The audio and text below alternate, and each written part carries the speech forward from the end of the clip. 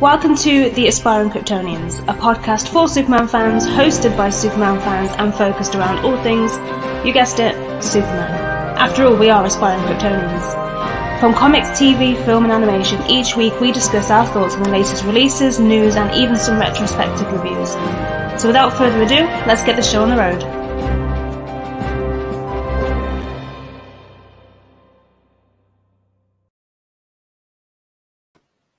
Hello and welcome to episode 27 of the Aspiring Kryptonians podcast with me, Tasmin, and the rest of the team, Evan and Ashley. Hey! Well, this week is a bit of a comic book catch-up, so though I know Superman and Lois Series 2 is back on US screens, we're going to do an episode dedicated to the first three episodes at the time of recording, which will be on episode 29. So we've not forgot about it. It's still very much in our hearts and in our thoughts, but we're going to do an episode dedicated to it because I think it's deserving of that. Hello to everyone listening live. You may have noticed that we've got a new introduction, which Evan kindly put together for us. Yes, the theme song. I have a good friend who is a composer, and so I asked him if he would mind making us a more like traditional Superman-y sounding song instead of just like the stock, epic music we were using. So I like it a lot. Yeah, I like it too. And yeah, you're right. It's definitely more Superman-y than the other one. So this week we're going to be talking about a bunch of comics which come out over the last couple of weeks, which include Justice League Infinity 7, Supergirl Woman of Tomorrow issue 7. There's a lot of issue 7s in this episode actually. Dark Knights of Steel issue 3, Justice League versus the Legion 1, Superman Son of Kal-El 6 and 7, and then finally World of Krypton issue 2. And just to warn you in advance, as always, we will go into a lot of detail on each of the issues. So if you haven't read them, please do before you listen to that section of the episode. So I'm going to hereby issue a giant big spoiler warning for the entire episode because we tend to spoil a lot, I think. Or I do for you guys if you haven't read the issue, so I'm sorry. Guys, before we move on, we have a really impressive person watching our feed here. Superman himself. Hello everyone. Hello Superman. Whoa, thanks for watching us, Superman. Hope you enjoyed the show. I like the idea of Superman listening to a podcast about himself. Yeah. I'm sure it's his commute. His commute to Mars to save the day or something. Yeah, he's flying to Mars. Got good taste too. Well, we'll start with Superman Son of Kal-El issue 6 and 7. Evan, I'm assuming that you've got all the images lined up, so we're going to talk about the covers for issue 6 and then issue 7 straight away, and then we'll go into the issue itself. Okay. So both are written by Tom Taylor. Issue 6 has art by John Timms and colours by Hi-Fi, and issue 7 has art by Kyan Tormi, inks by Raul Fernandez, and colours by Hi-Fi. So as you can see, this is the cover for issue 6, the standard cover, which is by can't speak today, John Timms. I love this cover. I think John looks really powerful there, and like John Timms has given John his very own look, and you can instantly see that that's John there, and yeah, looking very powerful. The variant cover is by In Hayek Lee, and yeah, we say this every week, but every single cover that he does is full of detail, and this one is just. It's amazing. But it could also be a bit of a clue as to the sort of powers that the new group, the Rising, have. So, like, you've got this sort of rock hand, where it looks like coming over the top. It kind of reminds me of Marvel, to be honest. That reminds me of The Thing. Yeah. Mm-hmm. Yeah. You've got the Venom-looking sort of symbiote thing on his leg, and then you got the chains as well. So he's fighting the Spider-Man villains. Yeah. No cape again. Say again? No cape. I like the fact that we're getting like the cape look, we're getting the non-cape look. It's great. That's a good spot on that.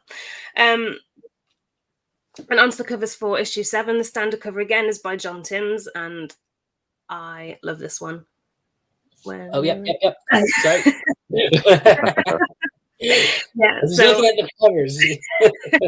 It's fine. There's a lot of detail in this. I like how everything's sort of grayscale, but the protesters Yeah. are very much in color and at the forefront. It's quite effective. Very, very topical for today as well.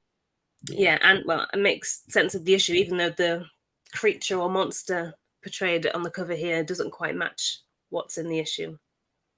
Yeah. Well, that might be his legs, because we saw his arms. So he might have tentacle legs.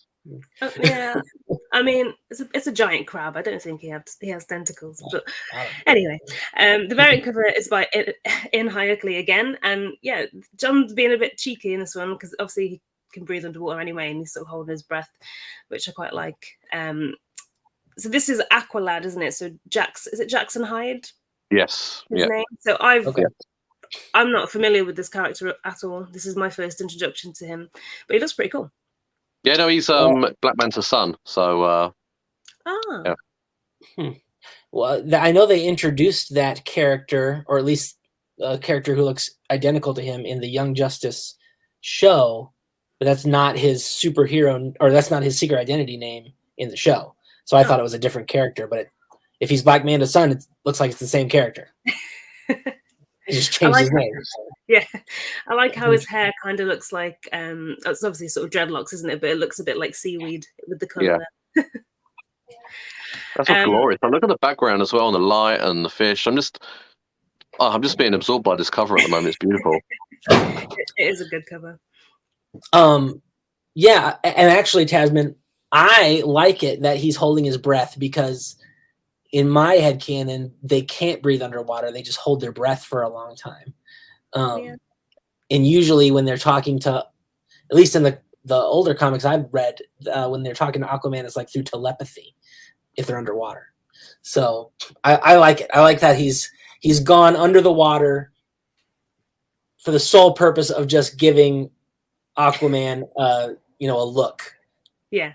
Like, what are you doing? It doesn't look too impressed. Like. Yeah. So the issue itself opens up with a bit of a kidnapping. This is issue 6, by the way. So there are several sort of metahumans with the ability. Well, the one in particular has the ability to make people sleep, which is a weird superpower, I thought. I mean, of all the powers in the world, just making people sleep. But I guess in this case, it's effective. So yeah. I mean, there's tons of good uses for that, especially if you want to rob banks or whatever. Just put everybody to sleep. Yeah, maybe I underestimated the power. But he kind of kidnaps homeless youngsters and throws them into crates onto cargo ships. And I think this is the first time we met this character, or it's my first memory of the character. But he's obviously got shady intentions, and he's obviously linked with the whole President Bendix and his creation of super people and all that sort of stuff. But I thought it was pretty harsh targeting the homeless, but obviously it makes sense in that situation because they're not really, there's not going to be people sort of noticing that they're gone, if that makes sense, as harsh as that sounds. And John and Jay have a bit of a second go at a first date after their first meal was rudely interrupted by President Bendix and the girl that he had weaponized, who was Faultline. I thought that was quite a sweet moment, and the artwork there was really nice too. It's nice. I always like seeing John and even Superman have a bit of downtime. So it's nice to see them being able to do it together and sort of like recreate their first date, because obviously it didn't quite go to plan the first time.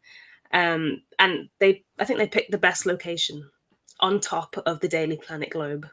Epic. That was a really beautiful scene. The whole perspective of it just captured the whole city and how small they are compared to like the bigger picture. Yeah, definitely. Beautiful. And normally it's just on the rooftop, isn't it? But I like that it's on top of the globe. That was a nice touch. And here we kind of find out a bit more about Jay as well. So he tells John that his mother, he doesn't think that his mother had made out of Gamora. She was president before Bendix, which I didn't realize before. So I think that's new information from that issue. And Bendix obviously arranged to have the pair separated and did all this bad stuff on Gamora, as we know. So Jay doesn't actually know if his mom's dead or if she's alive at this point. And then he sort of explains how he got his superpowers, where he was experimented on by Bendix as part of his whole plan of creating the superhumans. But yeah, I wasn't expecting that backstory from Jay. It sounds quite harrowing, to be honest. That is all very much a part of Tom Taylor's run in Suicide Squad. Oh, okay. So if you pick up Tom Taylor's Suicide Squad, he'd done a little 11-issue run last year. It's in a hardback now collection. It goes a lot more in depth on that country and certainly the president, because I remember a lot of that stuff happening in that run. So it'd be worth checking that out. Yeah, it's nice that it links in as well. So it's made sort of, I don't know, it's kind of built a universe, I guess. Yeah, and plus the fact the characters that Tom Taylor created for that run do appear in the issue to come, which we're going to cover, and they also featured in Deceased, the digital series. I'm trying to think who the character is, but I guess we'll get to that when we talk about the next one. But I'm trying to think who it is now. And in this issue, Jay kind of gets his time to shine as the pet. Him and John investigate how Fartline was taken from Star Labs in the first place, because obviously you expect it to be pretty secure. But it's nice to see them sort of go on a bit of a mission together, and it's obvious that Jay can hold his own. Like, he doesn't need protecting, which is quite cool. And this moment where he sort of meets another friend of John's, who is Robin, this moment made me laugh, where what does he say? He's like, "Oh, John has no friends," or something like that. He does now. That was really cool, and it was nice to see them together, because I didn't. Well, it's not that I didn't think it was going to happen. I just didn't think of the meeting. I didn't think of what it would be like. So I'm quite happy that happened. And it's nice to see them. It was brief, but it was nice to see Robin, sort of smiling and happy for John. And I think that was a bit of approval that John didn't know that he realized that he needed from his best friend, kind of thing. Yeah. And Lois is also there. So I like how they've all got exactly the same idea, and they've all gone to the same place to get the footage or whatever they're after. Yeah, that was funny. Yeah, but if they just had communicated a little bit, they could have all done it together as a plan, rather than them all going separately and then ending up stumbling on each other. But whilst there, they find the footage of the US senator and the Gamoran ambassador, and that kind of links the Gamoran government. It's really, I don't know why, but I find Gamoran so hard to say. You're doing great at the moment, though. It links the Gamoran government and the US senator to the attack on the Kent farm. Yeah. So, they didn't leave empty-handed. They got what they were going for, and I guess now they need to find out what all that was about and why they're targeting. Go on, Evan. Speaking of which, thank you, Tom Taylor, for giving us the scene where Batman explains why the Kent farm was as unprotected as it was. Thank you. My complaints are now vanished. You must have listened, and I'm going to do this specifically for Evan. Thank you. Yes. So Jay then tracks the Gamoran ambassador and finds that he's just boarded a cargo ship, which nicely links the start of the issue together with the rest of it. And John rushes to confront him there, and there he finds all of the people who've been kidnapped at the start of the issue, along with, it looks like there's lots and lots and lots of them. So, you kind of think, how long has it been going on for? How many people have been taken? Yeah. And while he tries to help, he's attacked by a group of people with powers. And I'm assuming that they too are all those sort of factory-made superhumans, as Jay explained. He said they were factory-made, which I thought was quite funny. But they managed to get the upper hand on John.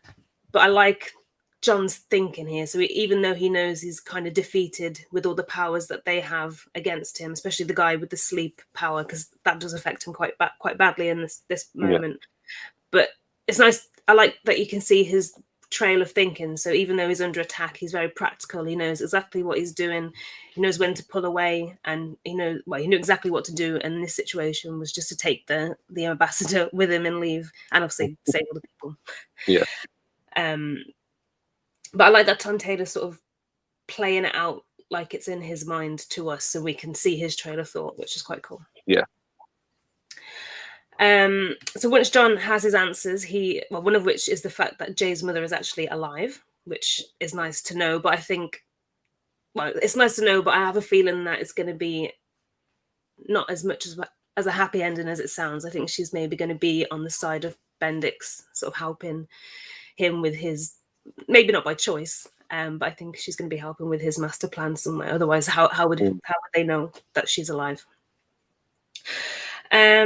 And yeah, then afterwards he plans to hand him back over to Batman for further interrogation. So God knows what happens to him at the end Into the frying pan, into the fire. Yeah. Yeah. And then when word gets back to Bendix about every time I say Bendix, I think of Bendis. Mm. And there's a scene actually, I'm not sure if it's in this one or the issue 7, where it's a drawing of Lex Luthor, but it looks like Brian Bendis. Yeah. Yeah. A little bit, I mean, yeah. So when the word gets back to Bendix about the fact that Superman had managed to steal their cargo and take the ambassador, first of all, it's a bit harsh just to call them cargo, like they're people, like tons and tons of people. But he doesn't seem at all bothered. Even though Superman's obviously taken the upper hand on this, and he's taken what he wants, well, taken a big part of his plan, he doesn't seem bothered. And then he sort of declares that the Rising is about to begin. So that leads us quite nicely into the next issue, which is all about the Rising, I guess. But what did you guys think of the issue 6 on its own? Oh, I loved it. I thought it was a really great read, and I just think that it just feels like a book that is picking up, lots of today's, troubles and problems. Certainly the next issue, and even in previous issues, that we've had with like the whole thing about, poor migrants trying to cross the waters and trying to get to safety and things like that. It really is very topical, and even at the cover. For the next issue we're going to discuss, with the placards and things like that. There was only a march yesterday in London, Fair Old Blighty, so it's all very topical, and I really do like that. I feel that Tom's probably gone to DC and said, I want to make this quite a statement kind of book, I feel, because there are so many books out there that you can pick up off the shelves that are pure superhero fare or things that we're sort of like accustomed to, and this book really does stand out for me. Yeah. Anything can be brought up and sort of like explored, I feel like. How about you, Evan? Because I think at the start you said well, with these 2 issues, they're losing me. They're losing me on liking this series, and there's lots of different reasons, but one of them is you brought up Damian and John getting together in this, and to me. They're both just acting so out of character. And we haven't, I don't know, I don't feel like there's been a transition period where we've seen, how did we get from the John and Damian we've known and loved, and that it was so popular, universally beloved pretty much. And now we've got to this, and it's just completely different. And so that's it. The whole way John is written and portrayed in these issues, to me, it's not the same character. It's a completely different character. Like even the part where he's saving all the people on the boat, which I really, really liked the strategies he was coming up with. Like, okay, these guys, I'm out of time. I'll just blow them off the boat. What a great idea. But it just seems way too put together for John. Like he's got an answer for everything. He knows exactly what to do, et cetera, et cetera, et cetera. And he hasn't really made any mistakes yet, has he? Considering he's a new Superman, like this is all new to him, and he hasn't really made that many mistakes. Yeah. And so, that's probably the biggest knock for me, is like just the choices being made in these books, or especially these 2. They've come out more than the other ones. It's not the same character for me. And so I feel like, I'm reading like Earth 4 Superman or something, so yeah. That's fair enough. That's fair reason. Well, we'll go into a bit more detail on issue 7, another one that you didn't like. we do have, hold on, before we go on, we do have some comments. Oh, okay. From Jason W. George. Agreed, he can hold his breath. Oh, so this is talking about The cover. Yeah, the cover where Superman's underwater. All right. Yeah. And then we go. What do you guys think of Superman falling out of the top 50 sales? Oh, I didn't know. Heard about that. No, I hadn't heard about that, but it's sad. Like, because I know a lot of people have sort of dropped off because, well, they don't really like the aging up of John. They don't like some of the other decisions that have been made with the character, and they didn't like Bendis' run on Action Comics. So I know a lot of people have sort of dropped off because of that. And some people aren't really given the new writers a chance because they don't Mhm. like what a previous writer's done, for example. And like Philip Kennedy Johnson's a good example of that, because I liked Bendis's run, but Philip Kennedy Johnson's run is just like on another level. So yeah, it's sad to see. It also seems Yeah. like books in this day and age are more polarizing. Like Yeah. in yesteryear, it feels like everything was sort of either beloved or hated, and that kind of dictated the sales for long periods of time. But everything now just seems so polarizing, and it's hard to work out what's working and what isn't. But it is sad to see Superman fall out of the that kind of position, because we're beloved, we love him, and we always want the best. And even when you are a beloved fan like we are, it's sometimes hard to admit when something perhaps isn't working. Yeah.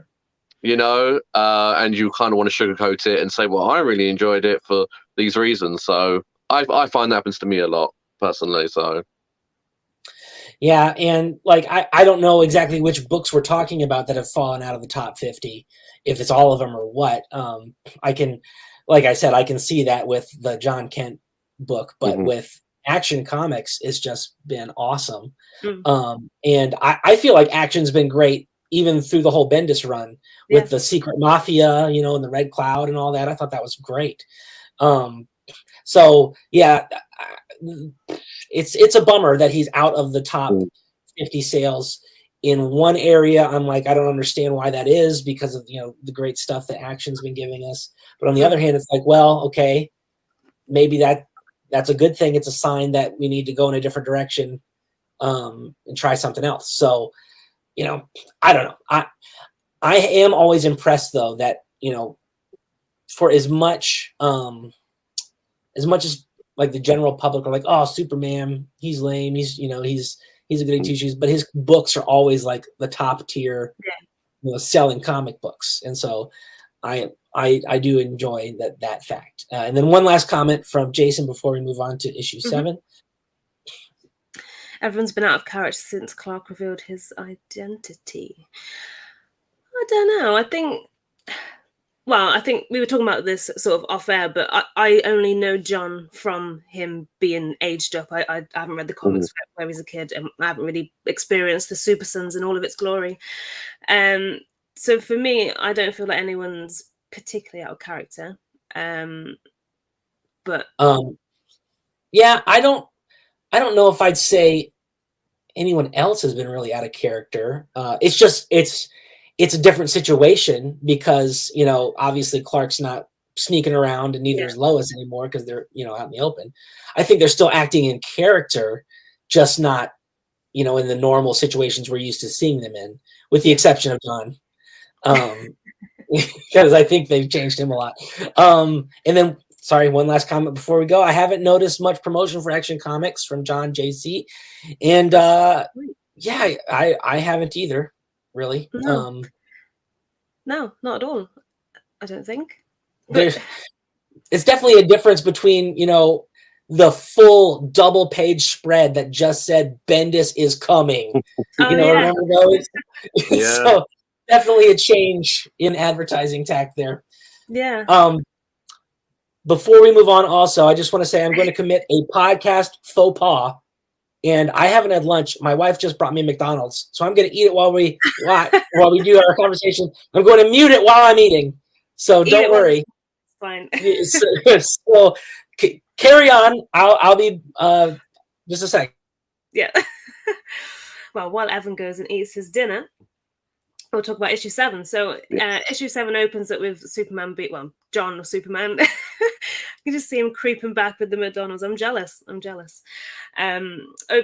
up with Superman being filmed as Jay is reporting for the truth, and he sort of says that Superman couldn't save everyone, and then you've got this member of the Gamora Corps, which I've introduced a little bit later in the issue, and they kind of lie lifeless in front of him. And this just really it caught me off guard, because obviously it's a different situation. We've never met this character before, that the Gamora Corps. Yeah. John and Jay were just in a different place, and now obviously this is the ending of the issue, isn't it? So where this issue ends, that first panel should be at the end of there. So I'm not sure why they didn't just put it. Yeah, it has been a little disjointed to me, I must say. I kind of had to flick back and forth, like, have I missed something? It definitely got that vibe going for it, for sure. Yeah. But yeah, it's a good point, and it's quite sort of effective in getting your attention because it's we know something quite serious is going to happen. I think Evan's taken himself off because he doesn't want us to watch him munching his chips. But we then cut to John and Jay boarding a ship as Jay offers John a chance to have a bit of animosity where he's wearing, sort of gives him the opportunity to wear a mask, because if you remember in the previous issues, there was talk about him having a secret identity, and it didn't, well, obviously didn't work out in that situation. No, it lasted all of 5 minutes. So it seemed, I don't know, it was a nice touch from Jay to offer that, I thought. And then when they're on the ship, Jay asked John to join the Truth, which is his sort of secret organization. But Jay's got his fingers in a lot of things, hasn't he? Like I know they're linked, sort of all the things that he's dealing with are linked, but he's doing the social media stuff like we saw at the beginning of this issue. He's trying to take down Bendix alongside John, and then he's also running a huge operation like the Truth. Like it's pretty impressive considering it's a lot. 13. And wasn't he originally introduced as a school kid alongside Jonathan, if I'm right in thinking? Neither of them back to school yet. So this has been a really long weekend.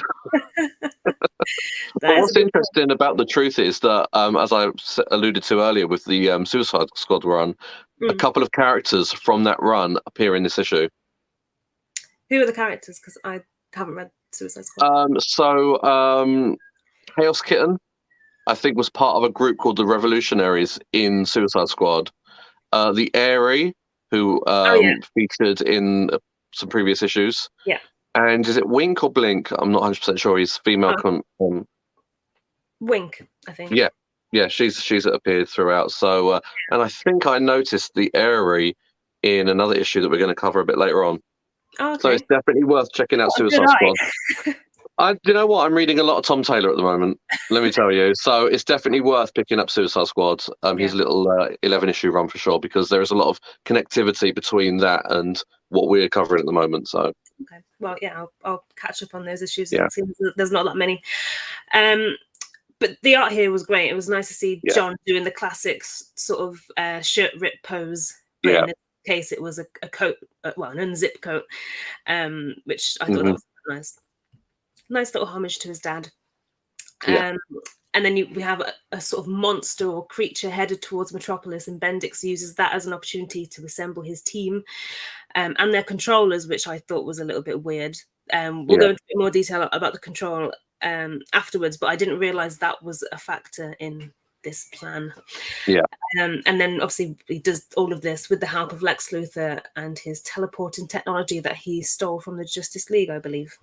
Yeah, they mentioned in there that he's probably pilfered a lot of their tech over time. So I like that.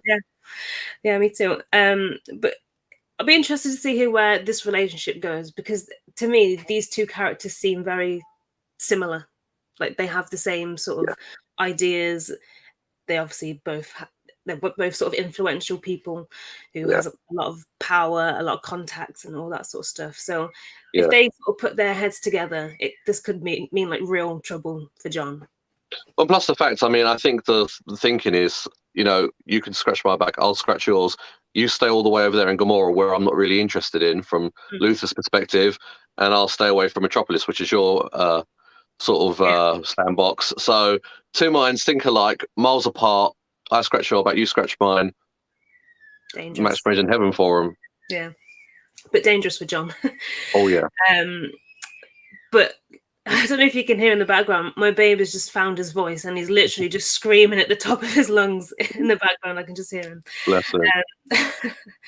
But so Lex Luthor's clearly in on the whole. Oh, he's back. Yeah. That was quick. So Lex Luthor's obviously in on the whole the Rising thing. He knows what the plan is, and he knows what's going down, and it's clearly very wrong or definitely illegal, because he evacuates most of the LexCorp buildings so that nobody can see him use the technology, and sort of nobody knows that he has a part in it, kind of thing. And then while all this is going on, John goes head to head with the monster or creature, which is a giant crab. So I'm just going to keep calling it a crab. It's definitely a crustacean. It reminded me very much of the character, the kaiju from Pacific Rim. Yeah. You know, the hard Yeah. shell-like creatures.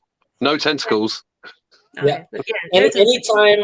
Anytime there's like a big monster like this that looks like a crustacean, I always think of Julie Andrews from the Aquaman. Oh, yeah. Aquaman. Yeah. I love calling that monster Julie Andrews. Yeah. Makes it less scary. But yeah, John goes head to head with the giant crab. But before he does, he sort of takes the time to save a child from being stampeded by a bunch of people who are running away, which I thought was a really nice touch. Like, even though I don't know, I like seeing Superman in these situations, because even though there's this huge monster which is potentially about to attack Metropolis, he still goes and takes the time for every little person. Yeah. And it's here we meet Aqualad Jackson. Like I said before, this is my first introduction to him, but it was nice to see John teaming up with another character as well, because I think there's quite a few team ups, or maybe not team ups, but helping hands, because I think there's this upcoming story with John and Nightwing coming up. We've obviously got the Aqualad team up, and then he's sort of teaming up with Airy and the Wink, and actually, we didn't talk about this at the beginning, but they've announced that they're going to kill off the Justice League, or death to the Justice League. So could they be making a way for this new version of the Justice League, where like Jackson is the new Aquaman kind of thing? I mean, I saw there's also an Aquaman book hitting shelves soon, so this could be a little way of just introducing fans to the character before he's fully flushed out in that. Yeah, sure. But yeah, like I said, it's my first introduction to him, and it's nice to see John teaming up with another character. But they sort of both try to figure out what the monster wants, because it isn't attacking anyone. It's just kind of trying to find somewhere to live, because its home has been sort of destroyed by the deoxygenized sea. I didn't know that word. It's very much a dead zone where it lives, and it's just sort of like in a kind of very hazy kind of disorientated state, and it's found its way to Metropolis' shoreline. So that's it. And they mention when they're sort of trying to figure out that it's been dormant on the seafloor for years. So something that drastic had to happen for it to be woken up. So, and this goes back to all the sort of link to the whole climate change thing. And I think, Jackson obviously is a good character to bring into this, because he lives in, I don't know if he lives there, but he's an Atlantean. So it's a great way to show the way. I don't know. It's a great way to show the damage that over time. Yeah, because we kind of just see the sea and we don't think of the seabed. Do you know what I mean? Like, we don't think about what's underneath. So it's a good way of showing the damage that's been done there. Well, it was very cool the way that they actually described the seabed is actually kind of growing on the creature's armor. It's sort of like been down there so long.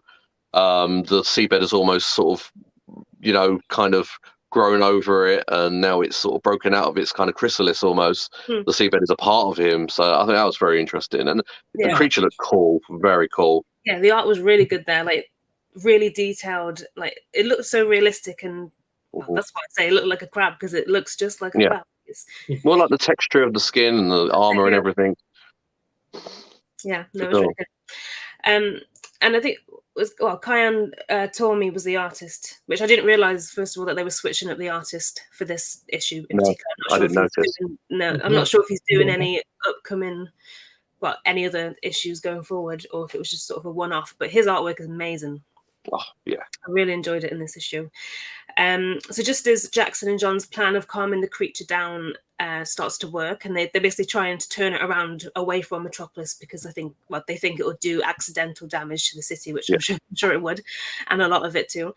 They're suddenly interrupted by the Gamora Corps, who they're not really as understanding or nice as John and Jackson. So they just go there with the intention of attacking the creature, obviously therefore making it angry, and just makes the entire situation worse. And this is our sort of first introduction to the Gamora Corps. And I was confused at first, because the Gamora Corps, are they the factory trained superheroes? Yeah, I believe so. Yeah. Okay. And are they the Rising as well? I believe so. Well, part of it, at least like the opening salvo, because I believe his ultimate goal will involve thousands of these people. Yeah. And not just 4. Okay. Well, that makes more sense because I was like, there's so many teams of people, and I think it would be easier if they all just had one name. But yeah, so they make it angry, make the whole situation worse, and John actually takes a hit for the crab, the creature. Yeah. I say creature because it sounds better than a crab. John takes a hit I for the do. creature. Oh yeah, kaiju. There we go. That's better. John takes a hit for the kaiju and to protect it from harm, and it just kind of shows how much he cares for this kaiju, even though he's just met it. He doesn't know what's going on. It was a nice touch, and he actually really wants to help, and I think that was a nice scene. And he obviously didn't know what kind of power he was jumping in front of, because it could have actually done him a lot more damage than what it did. But the Gamora Corp's plan was simply just to kill the creature, and that was their mistake as they realized the power of the creature and how sort of big and angry they've made it. They sort of start to scatter and get scared, and then only one of them sort of stays, and his name is Sparks, and they sort of explain that he was only 19 years old. So he's one of the, I'm assuming, in the same situation as the people at the beginning of issue 6, where he's probably sort of kidnapped, homeless, that kind of thing. But this bit was quite hard it was quite harrowing to read, wasn't it? Because first of all, the artwork really made this moment had effects on me. I don't know about you guys, but like Sparks is literally just frozen, and he can't move because he's being controlled by somebody else who's under the order of Bendix, and he tells the person in control just to leave him there and not sort of take any action, which first of all I thought was a bit unnecessary, because this is like Sparks is one of his creations, so why would he want to? Well, he gets killed, doesn't he? But I just don't understand why he's spent all this time creating a team and then he just kills one of them off when there's no need. I think this guy is very much operating on the world stage, and he knows the world's eyes are on the events happening in Metropolis, and he's showing, this is what happens, this is the world we live in, and you need my help, kind of thing. He sent his people out to defuse the situation, and he's showing how high the stakes are, and how much you need me, and you need my post-humans to save you.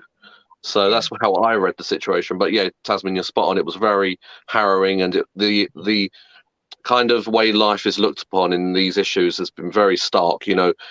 John comes in and saves every life he can, because the world isn't worth turning if a single life is missing that shouldn't be. And you've got Bendix, who's very much like, these people are indisposable. Yeah. They're puppets. Their shelf life is dictated by me. So yeah, I thought that was very stark and very harrowing. So yeah, especially the scene where you can, it's the artwork. I say the scene, but the moment where you can see the creature sort of get near to him, and it's just like a shot of his face, and you can just see the fear in his eyes. Like it's a bit brutal, I thought. Yeah.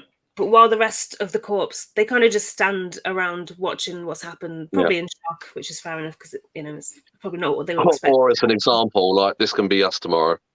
Yeah, that can be you tomorrow. You don't, That's it. But John's the only one who sort of goes down to actually bring him back up, or sort of bring his body back, which I thought was nice. Nice of John, considering the whole situation got escalated because of this team, and even though they're sort of in shock, standing around, it was just nice to see him do that.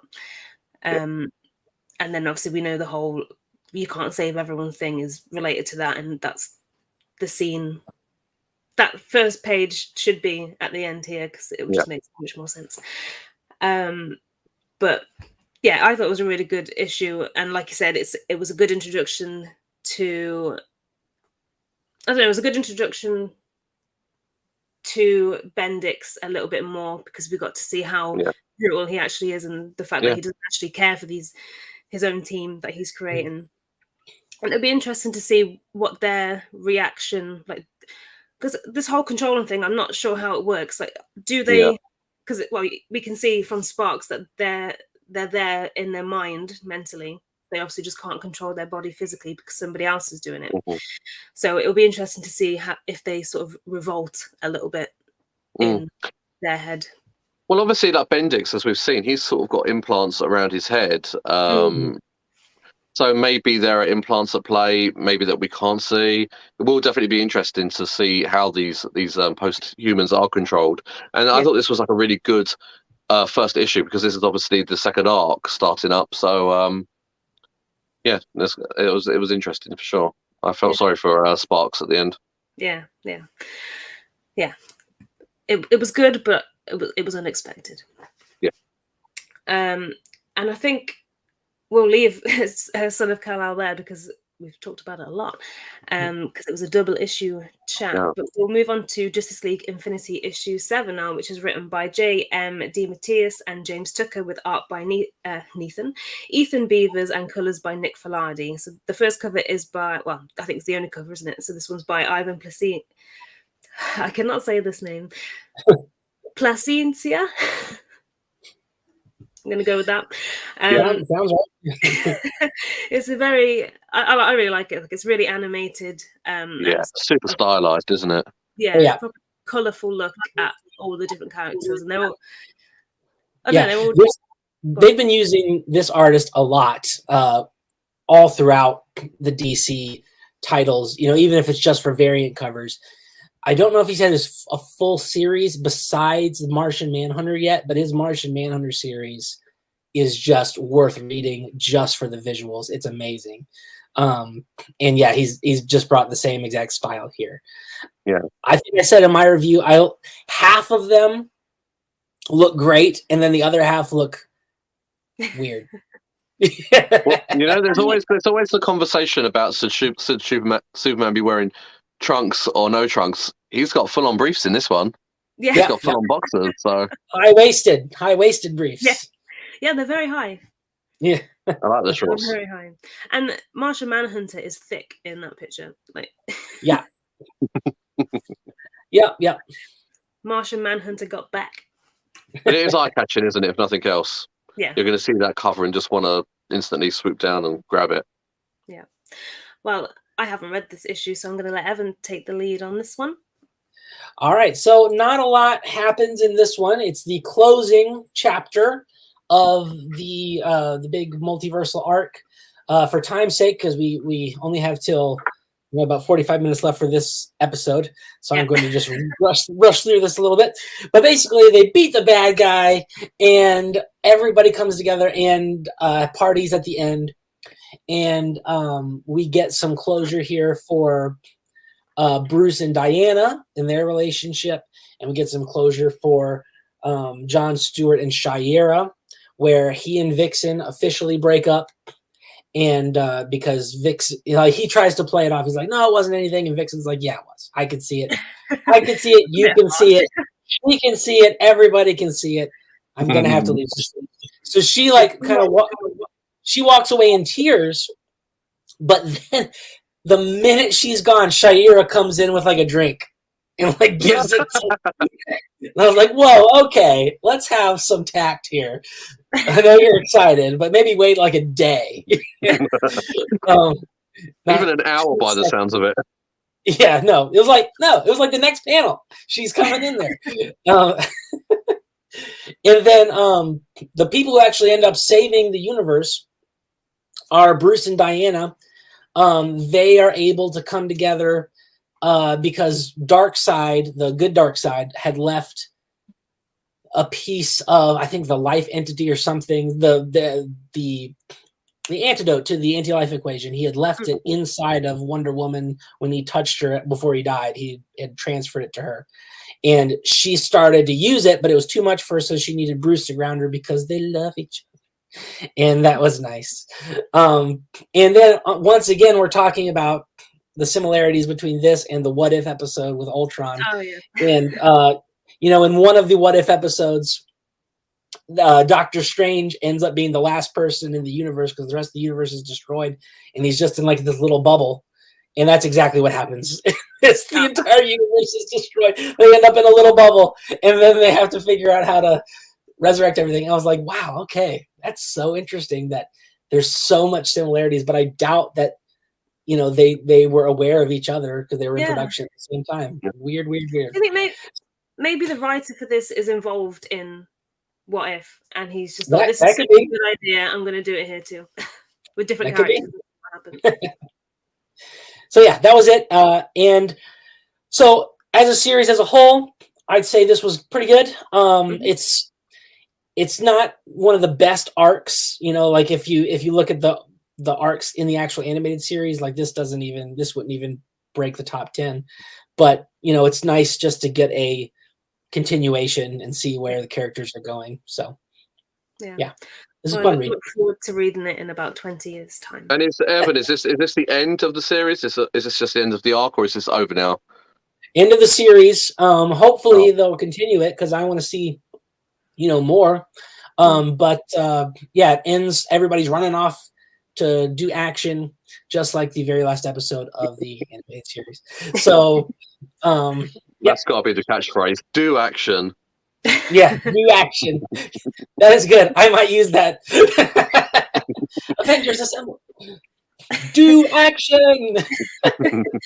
Well, by the sounds of it, though, they've kind of left it open with a bit of a cliffhanger. Like you could not so much a cliffhanger, but you could expand on that if they wanted to. Right. So fingers crossed. Hope you get the series. Do a pitch. What? Do a pitch.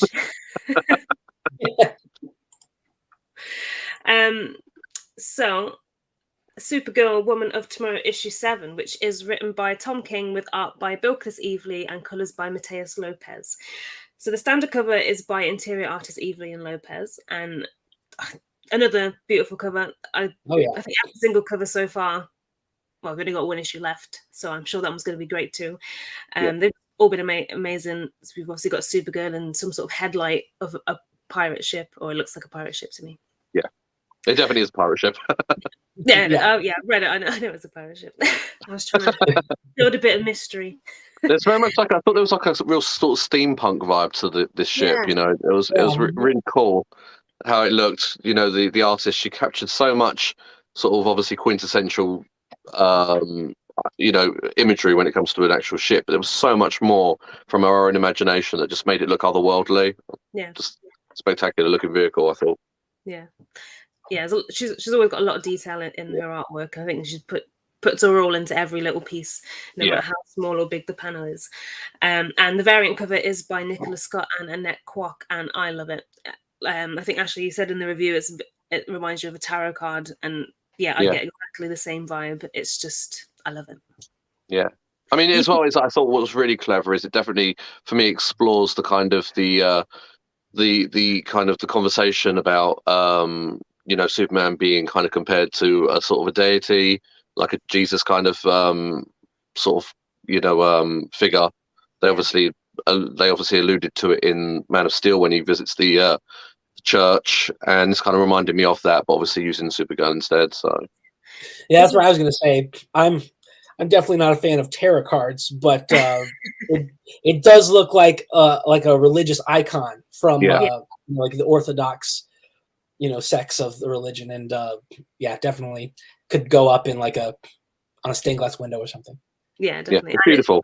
I was going to say it's tattoo worthy. Like it's designed for a tattoo. I'm not it's absolutely beautiful. I've got enough tattoos, but yeah. Ashley, as soon as you did the review for this one, I'm going to let you take it away. Yeah, this issue is one of my favorites, and this issue, hands down, is one of the best portrayals of Kara I think I've ever seen. I was going to say one of the most brutal, but then I read Dark Knights of Steel, so I'm kind of jousting between the two. That's not Kara. So yeah, true. But no, this is just really gritty stuff. So obviously, the previous issue that we covered, we see Kara trying to escape the power of the orb, which Krem kind of unleashes upon her. And at the very end of that issue, you see Kara back in the situation, and she captures or grabs an arrow meant for her in her hand, and she breaks it. And she's looking very imperious. She's looking very godly. She's looking like, I'm back. This is peak Kara again after being really laid out in the previous issue. So in this one, Krem has been captured. So there's obviously an area of time in between the previous issue and this one where stuff's gone down and he's captured. So he's on the planet below with Ruthier guarding him while Kara is up in space against the brigands, because there is a code amongst the brigands whereby if one man is captured, you go and save him. This isn't one of those situations whereby you leave a man behind, you go and get him. So it's basically Kara against the full force of the brigands, the whole armada, and she is the only thing between Ruthier and the brigands. And what you see is just an all-out war for the ages. This is Kara simply just taking hit after hit after hit, but just keep on ticking, just keeps on standing up and keeps on going. And this is just, I'm getting like goosebumps even just talking about it. It is absolutely sensational. And Kara she's savage in this. I wrote in my review that she's savage and she's defiant. And this is the most savage interpretation of Kara I've ever seen. She is brutal. She gives no quarter.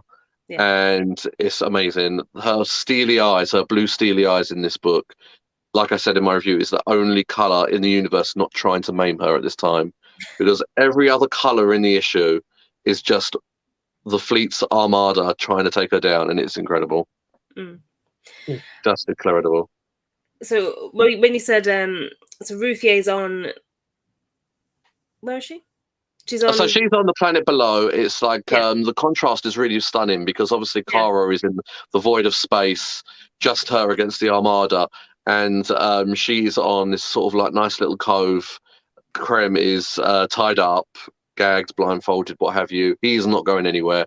I'm sure Kara's sort of camping experiences as a child has put to good use, and she's tied him up good and proper. And it's left for Ruthier and Comet to watch over him, to protect him, or to stop him from leaving. And of course, Ruthier has got this inner conflict where she is standing face to face with the man that killed her father. He's there. You know, dare I pull down his gag and ask for answers? Am I going to like what he's going to say? Am I going to be enraged even further by what he's going to say? And that was the inner struggle that she had the whole time in this issue. Sort of that battle between right and wrong and what have you. I don't know. For me, after reading the whole issue, I don't know if she really was having a struggle. To me, I think she was faking it with Comet and just keep trying to get in there because she wants to kill him. You know, and Comet's supposed to not let her do that. And so I think she's just looking for excuses to get close enough to him or to find a way to get Comet to leave so that she can do what she wants to do. Yeah. I actually really like Ruthie and Comet together. Like they seem like they have like a nice little bond. Obviously, Comet can't really talk, but she's talking to Comet throughout the whole issue. Oh, plus Bilquis's artwork. You know, Comet has got so much expression and emotion in his face alone. Well, and as always, just the environments she's drawing are amazing. I mean, this is one of the least alien environments she's done, but it's just a gorgeous beach, you know. But still, there's like fish, but the fish can go, you know, they can swim in the air as well as under the water. Yeah. And so that adds a little fun, you know, alien element to it, and everything looks fantastic. Yeah, I'd be happy to see more of their relationship though, like Ruthie and Comet together, because I feel like Supergirl and Comet obviously have the same powers, so Supergirl doesn't really need Comet all that much, if that makes sense. So I would like she can already fly. So I think maybe it would be nice to see Supergirl pass Comet down or to Ruthier. I think that would be a nice touch. That would be great. I mean, this issue as well. I mean, I did definitely feel this was Ruthier's issue, because let's just get the big elephant out of the room right now. Kara utters one sentence in this issue. Yeah. That is the power of Ruthier's dialogue in this thing. For Kara, the main character, the titular character, to only utter one sentence in this issue, and the rest is just Kara. The rest is Ruthier that kind of blew my mind, really, as to the strength of this character that is a newly created character to the series. And, you know, whether or not you had your reservations about her, or Tom King has completely built this character up from the ground up. And she's a fully flushed out character now. And the power that she has in her dialogue alone, so much so that Kara only utters one sentence, is mind blowing for me. Yeah. And I would argue that Supergirl's not the main character. She's the title character, but I think she's the secondary character. And this is a story about Ruthier. But a bit like Mad Max Fury Road. I mean, it's a name Mad Max Fury Road, but it really was Furiosa's story. Yes. I do want us, and I need to remember to do this, I want to send Tom King an email and ask him what is going on with Ruthier's accent. Like, how is he, what's his logic behind crafting it? Because half the time it seems like she's very proper English, and then the other half it's like, Western slang or whatever. But I think she's got that from I think that's Supergirl's influence on her, because I don't think so. That's she's had that since the first issue before she met Supergirl. Like, I think the swearing is from Supergirl, but she uses contractions like ain't and I ain't gonna know, no good, stuff like that. And, and I'm sure there's a logic behind it. I kind of like it. I just I can't see the logic myself. I want to know what his thought process behind it was. I think she's Brit. I think she's got. I would pick, when I read her narration or her dialogue, I think of her to have a British accent, because where you say it's Western, where they say sort of I ain't and all that sort of stuff, I say that. So no, I know, but like no, I'm not. It just seems like she's like, in one sentence she's very, or like half of her first sentence is very, proper grammar and whatnot, and then the other half she's using contractions and whatnot. So I just think it's cool. I think it's a really interesting way to do that. I just want to know kind of the mechanics of it. Yeah, makes sense. I like the moment where Tom King, it was Ruthier's sort of narration and dialogue again, but they used the classic sort of Superman line: faster than a speeding bullet, stronger than a locomotive, and able to leap tall buildings. I like that they put that in there. That was a nice touch. Yeah, this was a spectacular issue, I have to say. Yeah. And I'm going to wax lyrical like we do every sort of, time we talk about this series. Just the artwork in it and the colours. This is a dream team that I would like to see go on and maybe do an independent book of their own. Definitely, more Kara, or delve further into the Superman family. Yeah. This is such a beautiful book, and I can't wait for it to come out. I really want it to come out in a gorgeous, oversized hardback edition, lots of sketches and notes. I hope the covers, like the hardcovers, metallic. I think that would be really nice. Yeah. But just to talk about the ending. So at the end, Supergirl obviously, it doesn't go well for Supergirl in the fight, because she doesn't realize that they have kryptonite, and Comet's kind of looking up to the sky. By the way, that kryptonite, like just looking down the barrel of the gun, you can see the kryptonite shining inside the barrel. Love that. I thought that was so good. But so Comet's sort of looking up to the sky because he can see that Supergirl's in turmoil, and she's saying, "Don't you dare! Do you stay with Ruthier?" And he's sort of torn between the two, which obviously he goes to save her because he's a very loyal horse. So Ruthier gets what she wants, where, like you said, Evan, she's kind of sweet talking him to try and get him to trust her a little bit more so she can get closer to Krem, and then she pretty much lies to him. He does say that. She's like, I don't know if you ever lied to a horse, but it can make you feel guilty, but it doesn't last very long. As she pulls out her sword. Yeah.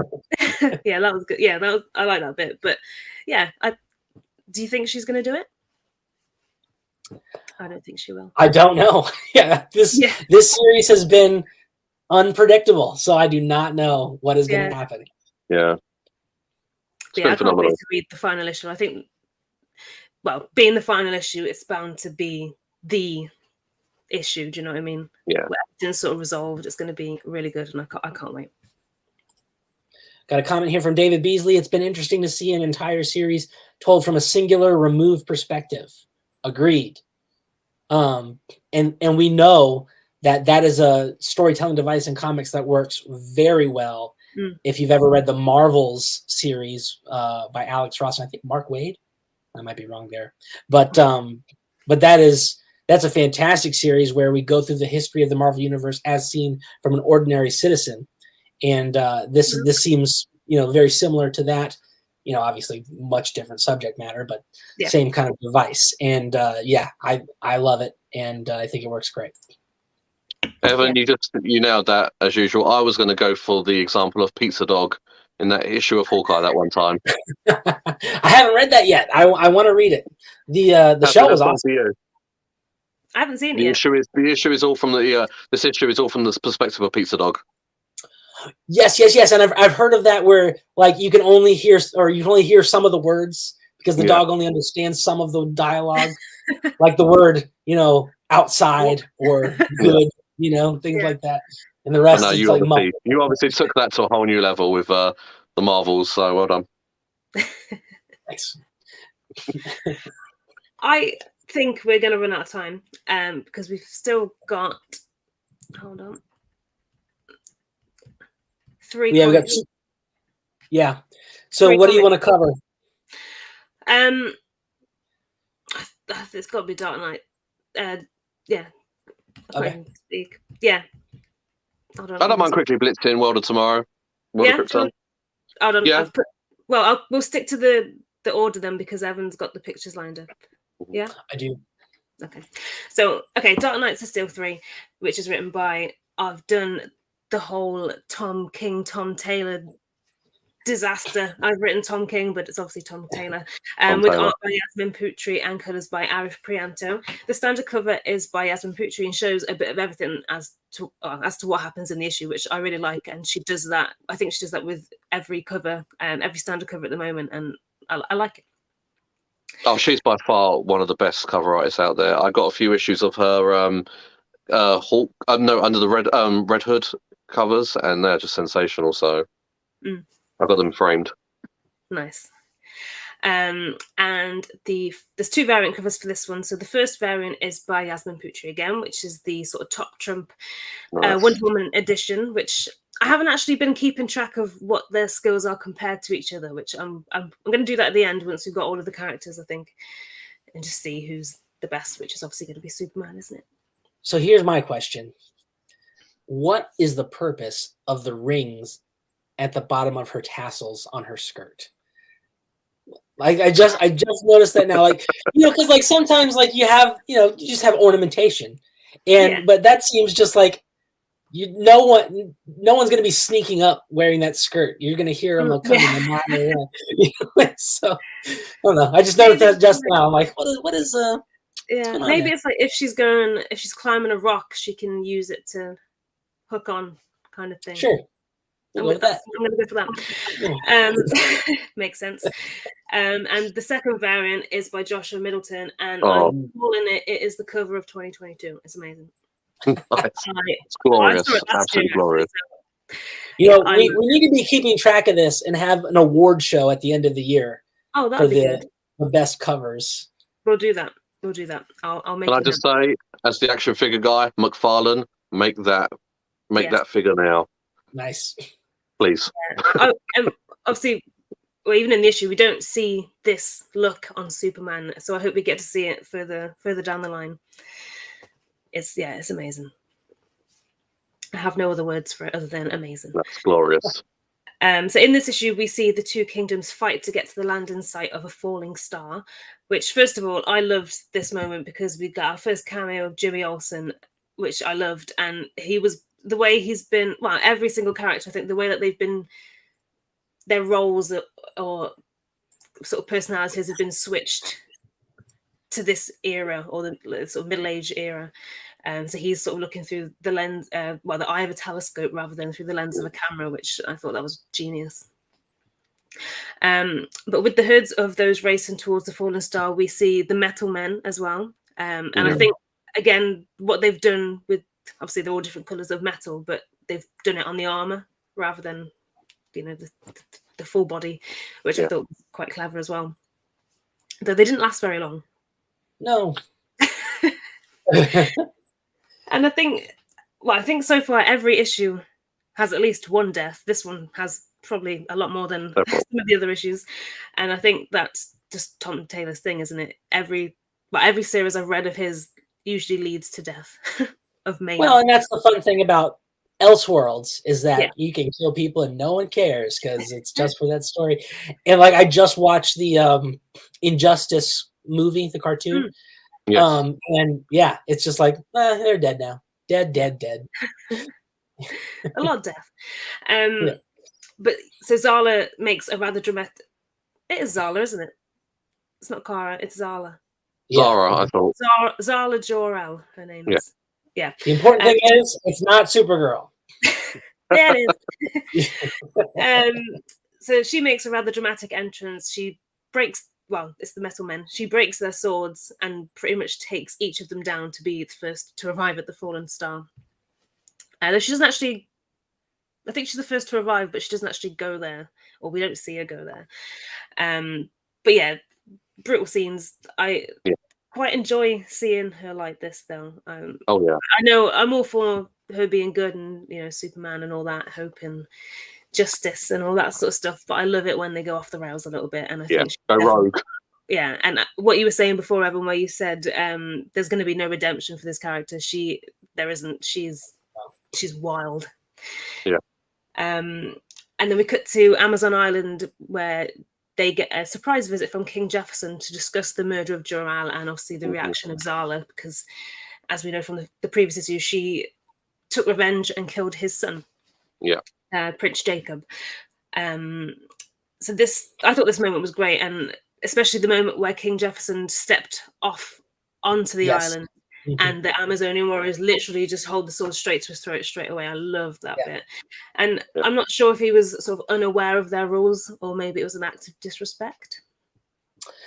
I think he was aware of it. Yeah. And I kind of love that, standing on ceremony sort of thing, where it's, it's the letter of the law, not the spirit of the law. So you've taken one step. You can't step on the sand, but you can step on the dock that's connected to the sand. You're okay to stay on the wood. It's like, I just watched Hook the other day, and Captain Hook refuses to walk down his stairs unless the red carpet is out. Yeah. It's kind of like it's like that sort of thing. I love it. Yeah. But yeah, I love the moment too where Jefferson and Diana are kind of getting angry at each other during this discussion because she's refusing to believe what he's saying Zala's done. And they both sort of throw their hands on the table, and obviously, well, it rocks for Diana, but then you get all the bolts of electricity from Jefferson. I think that looks amazing, and the artwork's really cool there as well. So Diana leaves the island looking for answers, and she's trying to prevent the war, isn't she? Yeah. After Hippolyta pretty much declares that if stuff goes down, then they're going to be on the side of the Kingdom of Storms rather than the Kingdom of El, which is not where Diana wants to be. And on his journey back, sailing away in the deep blue sea, he encounters Zala face to face in the middle of the ocean, and this book was just relentless. Like, stuff happens all the time. There's no downtime, which, as a reader, it just makes me read it real quick because I just want to see what happens. And sometimes I have to read it like 2 or 3 times because I've read it so quick I've missed some of the art details and stuff like that. So I've been over this issue quite a few times. But yeah, there's another epic moment where they sort of show down together, sort of there and then. And yeah, the artwork and the action sequences are amazing. It's like sometimes I feel like when it comes to showing a character's power or speed, it can get a bit confusing as to what's happening sometimes. But I think Yasmin Putri pulls that off perfectly. But Zala pretty much puts a hole through the entire ship and then takes the opportunity to drive a stake of wood from said ship into the back of King Jefferson, which was ruthless. Yeah, and I was thinking she was going to give him more of a dramatic death rather than just a stab in the back. Well, but like as soon as she shows up, next to the boat, I'm like, oh man, it's over, because like they're on a boat. Yeah, they do. Exactly. Yeah, it's not good for them. but I wasn't expecting that, to be honest. I didn't think he was going to go down so soon.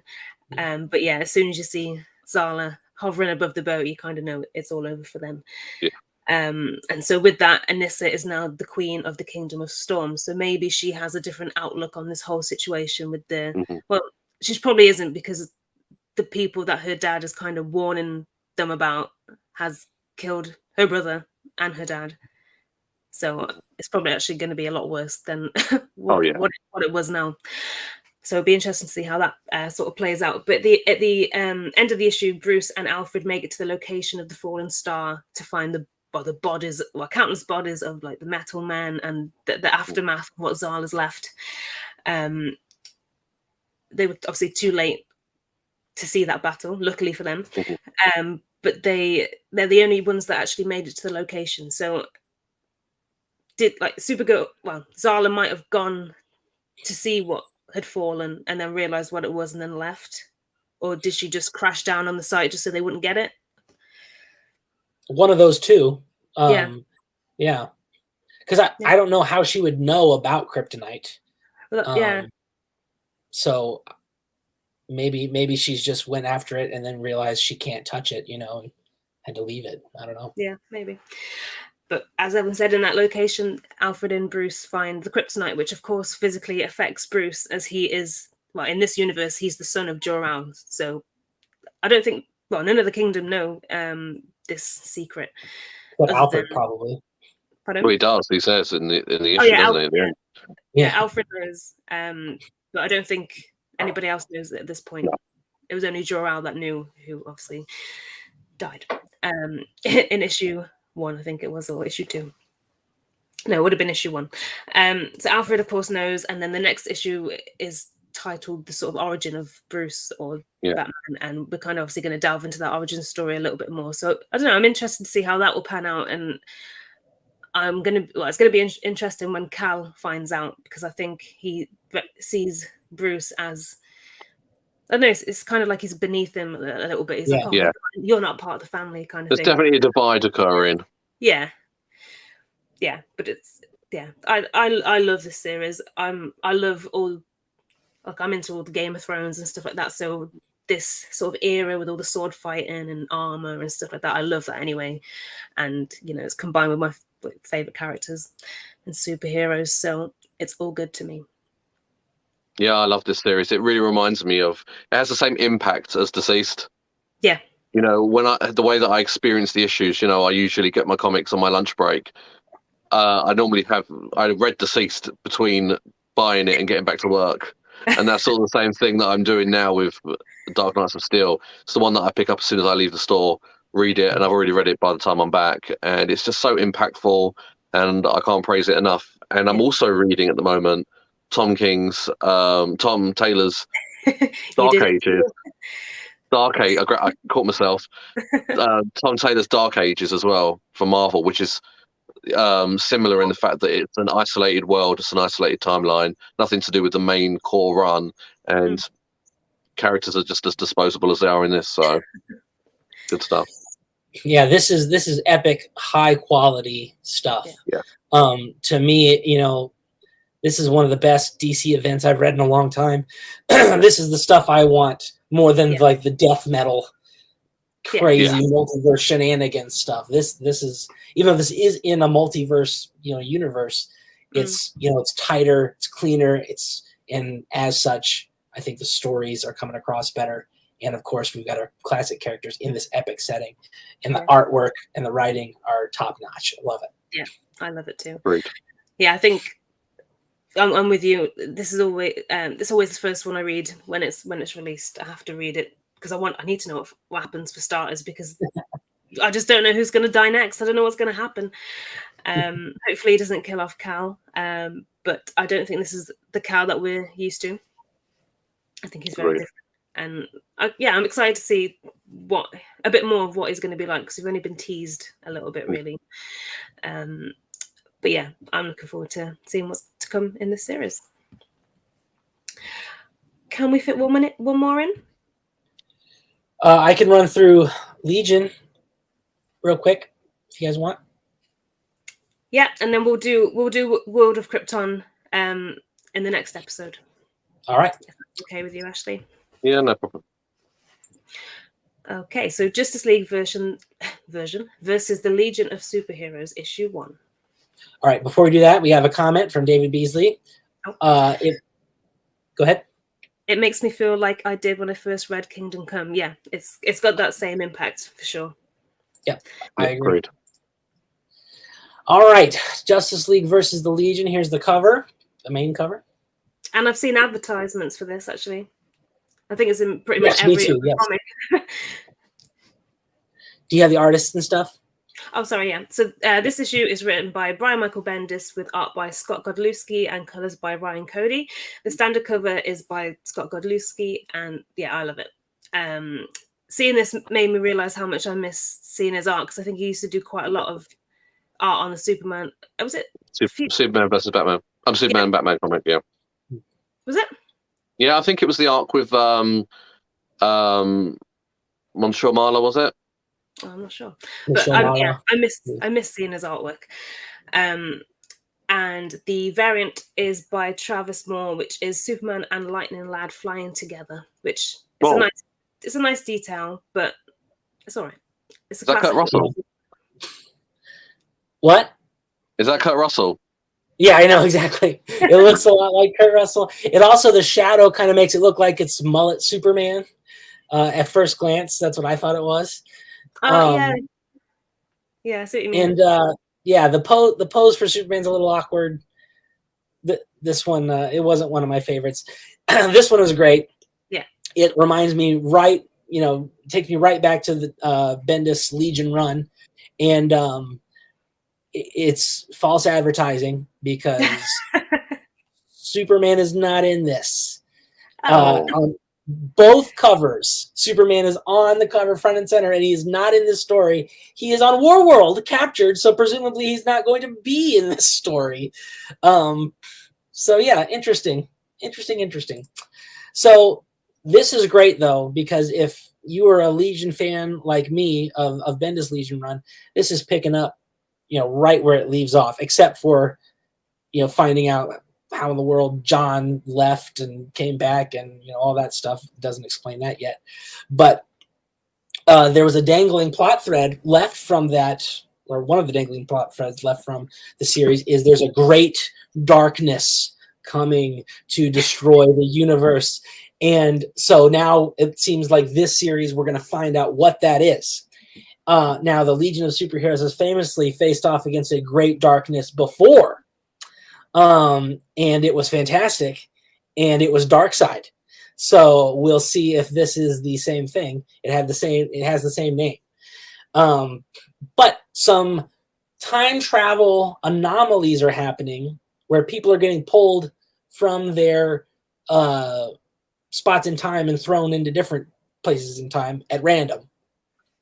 And one of the people at the epicenter of this is Triplicate Girl, my favorite Legionnaire, and she has the ability to split herself into 3 people and then come back into one. It's just a innate biological ability of her people. And so while she's split up, one of her selves gets pulled away to another spot in time. So the other 2 are like, they're freaking out because it's like you've lost a whole third of yourself, a whole third of your personality.